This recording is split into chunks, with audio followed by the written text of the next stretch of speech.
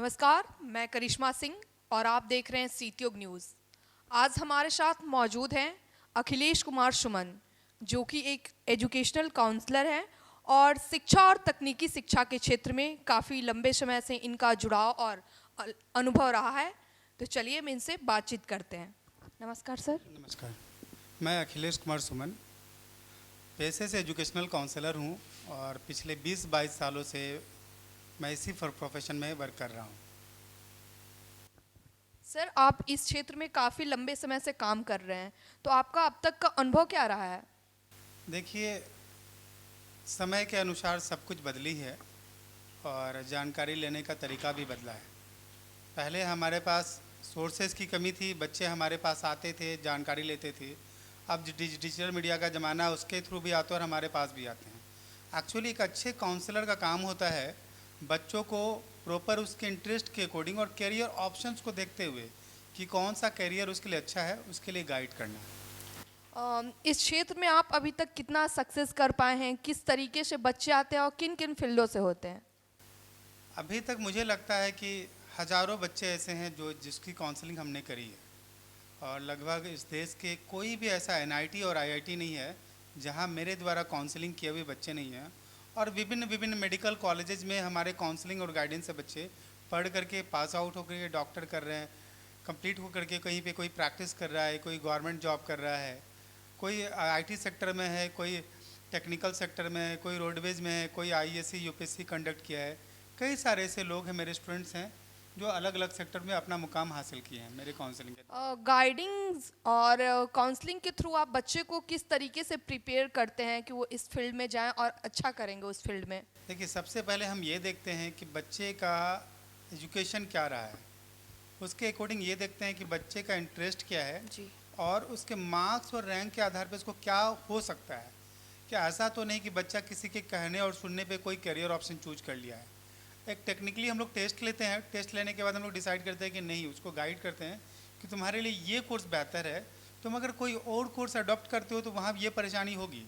बच्चे अगर उस परेशानी को हैंडल करने के लिए रेडी रहते हैं या कोर्सेज का ऑप्शन नहीं पता। एक्चुअली देखिए, अभी मैं हाल फिलहाल बताता हूँ, अभी क्या है, आईटी सेक्टर का बूम है जी। तो जिन बच्चों से पूछिए अगर टेक्निकली इंजीनियरिंग और पॉलिटेक्निक करना चाहते हैं, क्या करना है, तो वो बोलेंगे कि मुझे कंप्यूटर साइंस चाहिए। ठीक है, बट उनको ये नहीं पता कि कंप्यूटर साइंस में पढ़ना क्या है या कंप्यूटर के बारे में आप जानते क्या हैं। देखिए, कोई भी सेक्टर तब आपके लिए अच्छा है जब उसमें आपका प्रॉपर इंटरेस्ट हो। किसी के कहे सुने पे वो करियर ऑप्शन नहीं होता है।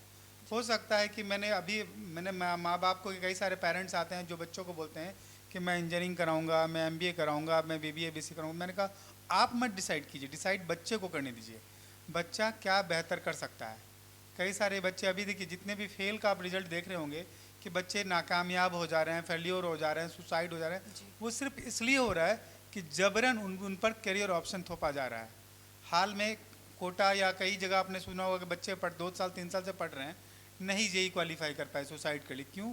क्योंकि वो इंजीनियरिंग करना नहीं चाहता था, वो मेडिकल नहीं करना चाहता था, उसको बीए करना था, उसको लॉ करना था, उसको जर्नलिस्ट बनना था, उसको लॉयर बनना था। बट आप पेरेंट्स ने क्या किया, या सोसाइटी के दबाव में या पेरेंट्स के दबाव में उसने गलत करियर ऑप्शन चूज कर लिया और वो कल को उसे संभाल नहीं पाया और सुसाइड अटेम्प्ट कर लिया। इसलिए हमारा काम है, मैं स्पेशली बच्चों को उसके इंटरेस्ट के अकॉर्डिंग करियर ऑप्शन गाइड करता हूँ। ज़्यादातर ऐसा केसेस भी होते हैं कि बच्चे काफ़ी कंफ्यूज होते हैं कि हमें किस क्षेत्र में जाना चाहिए, तो उस तरह के बच्चों को आप किस तरीके से देखते हैं और क्या कुछ उन्हें बताना चाहते हैं? देखिए, जो बच्चे कंफ्यूज होते हैं करियर ऑप्शंस को लेकर के कि मुझे क्या लेना है क्या नहीं लेना है, जी।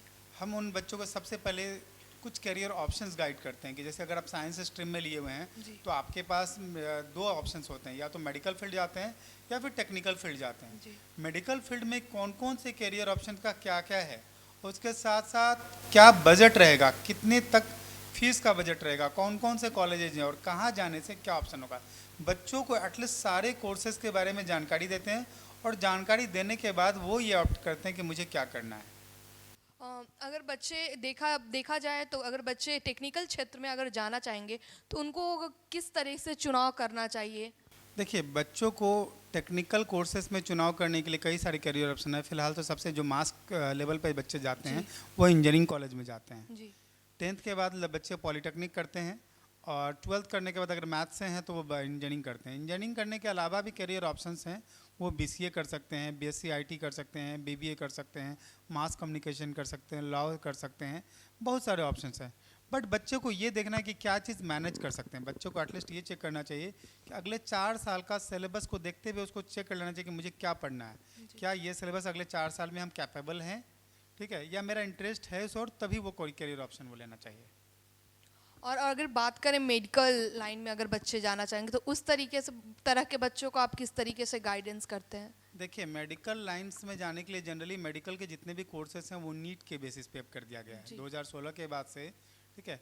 MBBS, BDS, BMS, BUMS, BHMS, ये सारे कोर्सेज जो मेजर कोर्सेज हैं, और वेटनरी भी वो नीट के अंदर कर दिया गया है। अगर आप नीट क्वालिफाइड करते हैं तभी होता है, और नीट क्वालिफाई करने पे रैंक होना चाहिए, क्योंकि जो मेडिकल कोर्सेज हैं ये सारे कोर्सेज जिसके अंडर करने के बाद बच्चे डॉक्टर बनते हैं, उनको करने के लिए अगर मेरिट नहीं आया तो आपका बजट आपका डिसाइड करेगा कि आप कर पाएंगे या नहीं कर पाएंगे, क्योंकि जितने भी प्राइवेट मेडिकल डेंटल जितने भी कॉलेज होते हैं उसकी फ़ीस बहुत ज़्यादा होते हैं।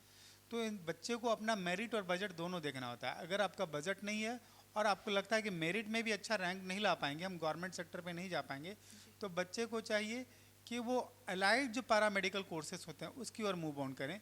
फिजियोथेरापी है, हॉस्पिटल मैनेजमेंट है, लैब टेक्नीशियन है, रेडियो इमेजिंग टेक्नोलॉजी है, रेडियोलॉजी है, आप कार्डियक टेक्नोलॉजी है, कई सारे ऐसे करियर ऑप्शन है जिसको करने के बाद आराम से आप अपना जीवन निर्वाह कर सकते हैं और अपने आप को अच्छे जगह मुकाम पे बच्चे सेटल कर सकते हैं। काउंसलिंग और गाइडेंस को लेकर आपने बात की, और किस तरीके से किस फील्ड में जाएं, कैसे चुनाव करें, ये भी बताया। अब ये हम जानना चाहते हैं कि जो भी हमारे स्टूडेंट हैं या जो कहें युवा हैं जो अभी पढ़ाई कर रहे हैं, उनके लिए आप क्या संदेश देना चाहेंगे एज अ काउंसलर? देखिए, मैं संदेश यही दूंगा कि आप अपने आप को जजमेंट करें, खुद से जज करें कि मैं क्या कर सकता हूँ, और डिसीजन मेकर खुद बनिए, और अपने आप को टेस्ट करके ही कोई करियर ऑप्शन चूज कीजिए।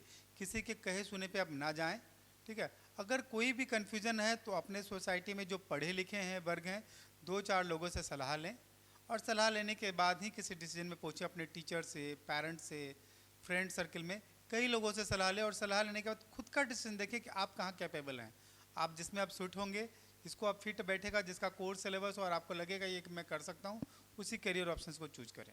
सर, आज आप औरंगाबाद के इंजीनियरिंग कॉलेज सीत्युग इंस्टीट्यूट ऑफ टेक्नोलॉजी में आए।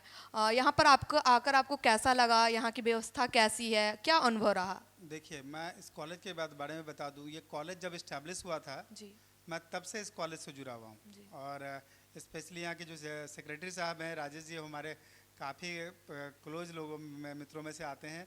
और मैं बता दूं कि ये एक ऐसा कॉलेज है जो बच्चों को रियल में इंजीनियर बनाता है।